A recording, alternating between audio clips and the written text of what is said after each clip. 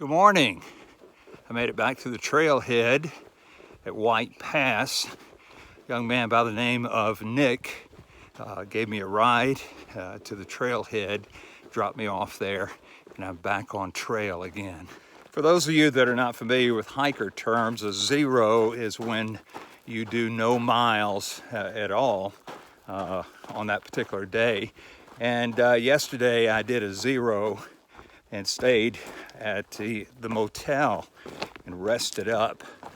When I get into town, the first thing that I need to do is to resupply and get enough food for the next jaunt. And then I have to take care of a lot of correspondence and things that are pressing. And then especially I have to call my wife and my daughter and check on them. I don't always take a zero at trail town that I'm at. In fact, when I went to Trout Lake, I didn't take a zero. I came in, spent the night at Trail Angel's house, and then left the next day. But it's very important that I take a zero when I can to rest and recuperate. This old 67-year-old body doesn't work as good as a 20 or 30-year-old body. And so any kind of rest I can get, and especially for my back, it's really, really helpful. Besides that, I like pizza and bacon cheeseburgers.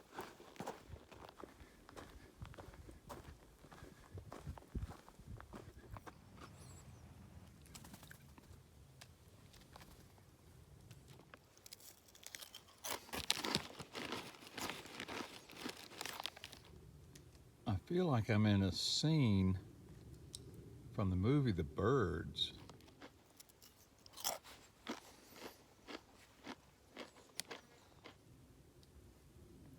They're getting pretty close. And I had a pretty traumatic lunch a little while ago. I stopped at Bush Lake, B-E-U-S-C-H, something like that. Bush Lake to get some water. And I was holding on to a limb, reaching into the lake to get some water, and the limb broke. I almost fell in, lost all my water and everything, so I had to get some more. And then while I was taking my food out, I want to call them robber jays or whatever, but they were nasty looking birds, and one of them flew, almost landed on my shoulder. And they was just trying to take the food. And then while I was filtering my water, and I pulled the filter out of the 2-liter bottle, and a stinking bug did a dive bomb right into the 2-liter bottle. So I had to fish it out with my little finger. Then a guy that was camping nearby, and bear in mind it's 12 o'clock, camping nearby, came over in his flip-flops and his shorts and everything, and was wondering what I was doing over there having lunch. And he didn't say it, but more or less he was just indicating, I need to get out of there. So anyway, I ate my lunch as quick as I could and scooted off.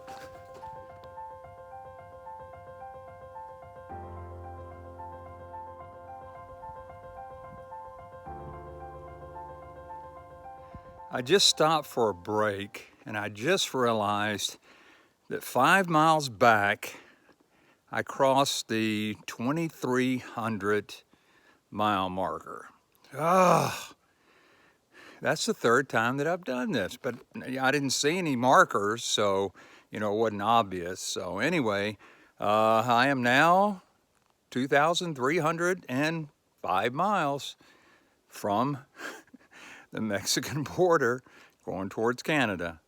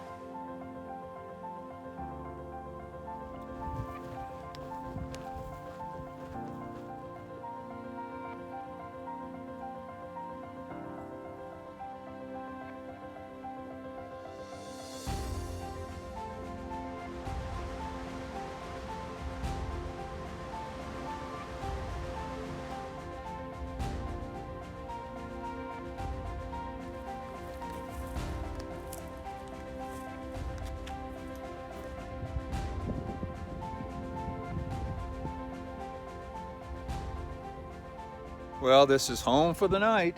I've got water from a pond down past this meadow, and I'm about to get something to eat. I've already washed my feet, and I'm going to go to bed. I'm really tired, and gonna get up early in the morning and hit it. I'm gonna try to get up at 4 o'clock and get on the road at 5. I say get on the road, get on the trail at 5. And so, as always, I will see you in the morning.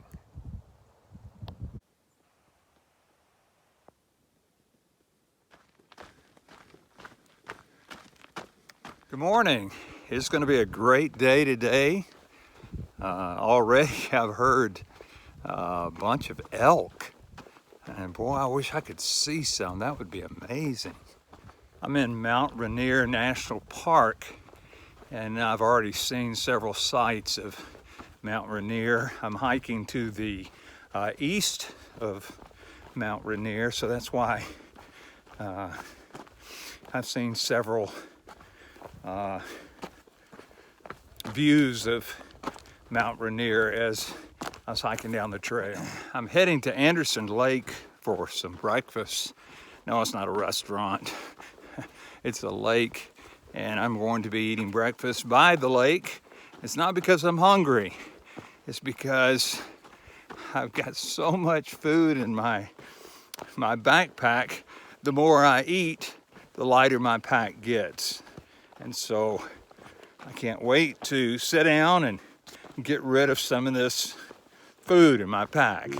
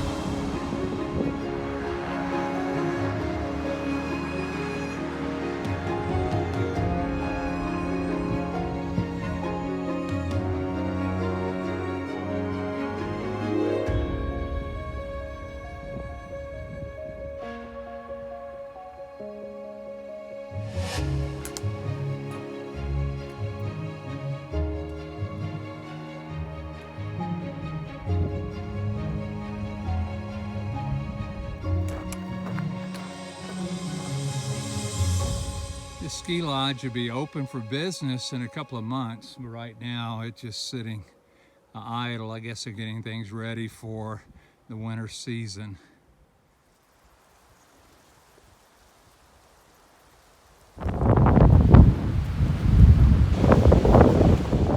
All right, that's the first time I've seen these. I don't know what in the world that is.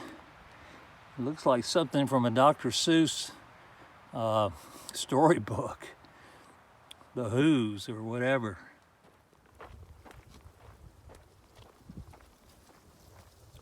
Well, I've stopped here for the night, and I've already eaten. I've already gotten ready for bed, and so I'm going to hit the hay and get up early in the morning and make my way to Snoqualmie Pass. I've got probably about 3 more days, and I'll be getting there.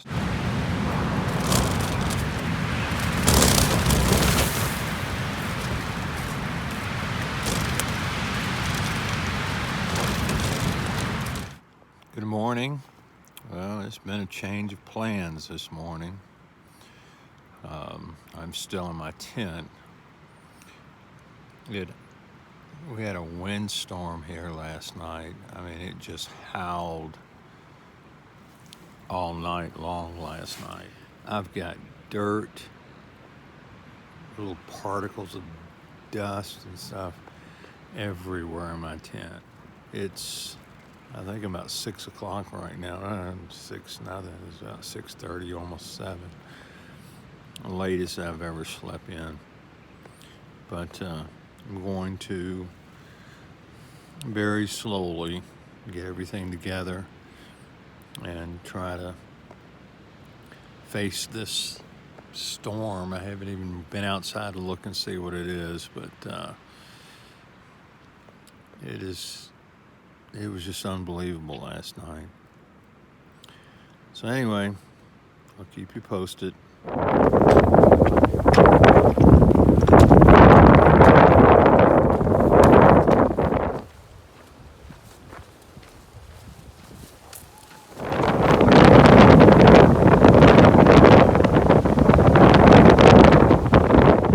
Well, I finally made it out of camp. Man, it was an unbelievable windstorm last night, all night long. And there was smoke in the air was the craziest thing. I smelt it all night last night. I was wondering if the fire was moving in our direction or whatever. But it was just, I mean, unbelievable wind. And then this morning it hasn't let up any. It's still very, very windy. In fact, several times I was on a ridge and it blew me into the ridge. It's just really hard to get any kind of mileage, any kind of traction when the wind is blowing that hard. I camped with three young girls. It was so funny. I think they looked at me as kind of a grandpa figure or whatever, there to protect them, especially with the smoke in the air and also the wind blowing as much as it did. When I left this morning, they were still in their tents, so I don't know if they're going to get any mileage in today or not.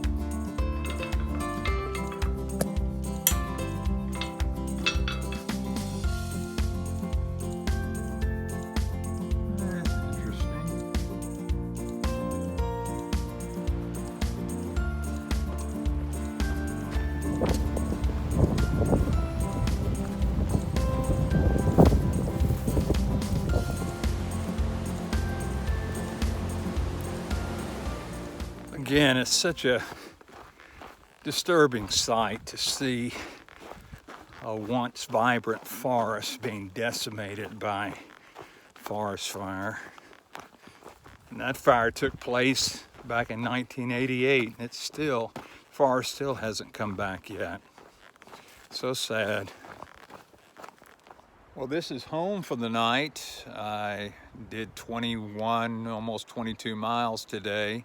Got a late start because of the wind and the smoke this morning, but I have come almost 22 miles from where I camped out last night. So I'm going to transform this barren land into a Taj Mahal dwelling place.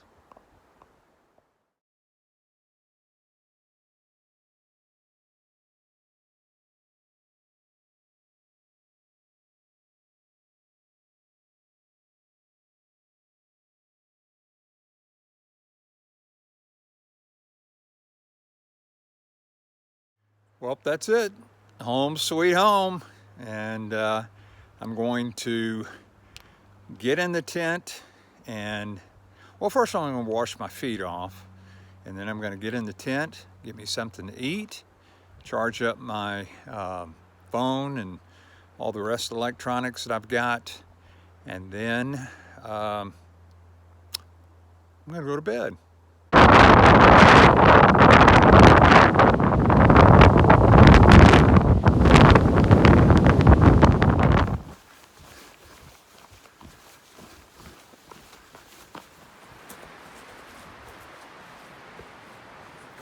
Good morning. I'm all packed up and on the trail again and heading towards Snoqualmie Pass. It was windy again last night, and I don't know, it looks like it's not as windy right now as it was before. Maybe it's because I'm in the forest area. I got up at 4 this morning and got out of camp a little bit after 5, and looking to put in some good miles today and again get down the trail.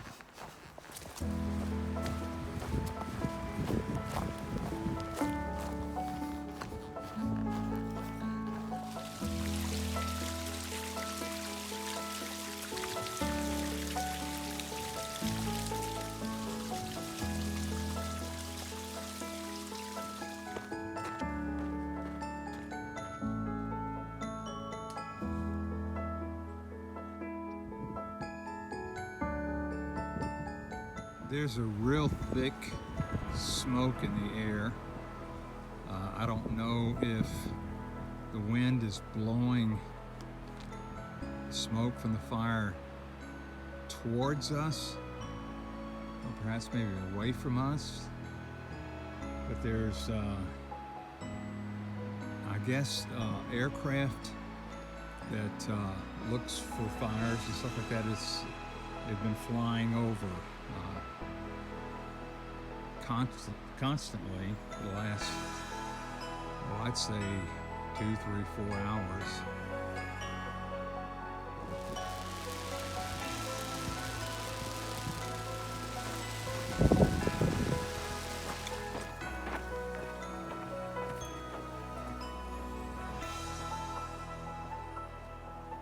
Well, I had to manipulate it around roots and bushes and a log and extremely sloped ground.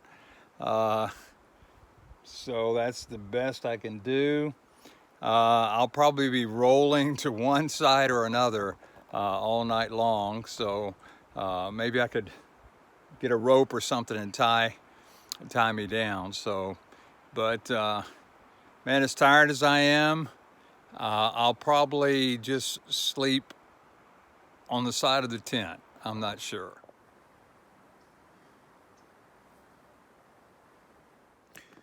The wind this morning was a double-edged sword, basically.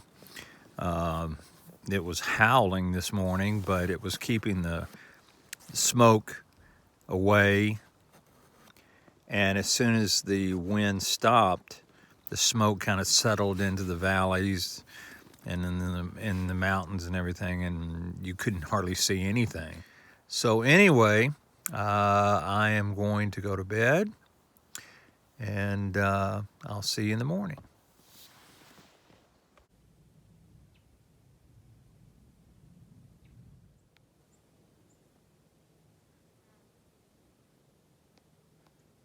Good morning.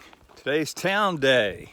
It's been a long stretch from White's Pass, and I went into Packwood to resupply there, but it's been a long stretch from there to Snoqualmie Pass, which I'm going into. This is my second to the last resupply box that I sent myself. The last one I sent to Snoqualmie, which I'm going to pick up in a few days. I just got through talking to a PCTA volunteer trail maintenance guy, and he was telling me that this fire that's going on, that the winds that were prevalent the last couple of days blew the fire, and it was moving at 15 miles an hour. But he was also telling me that the entire state of Oregon and the entire state of California is closed now because of fires, and this happened just a couple of days ago. So, man, it's getting really kind of scary. There's a fire on that ridge over there. Doesn't look like a very big one, but it could be.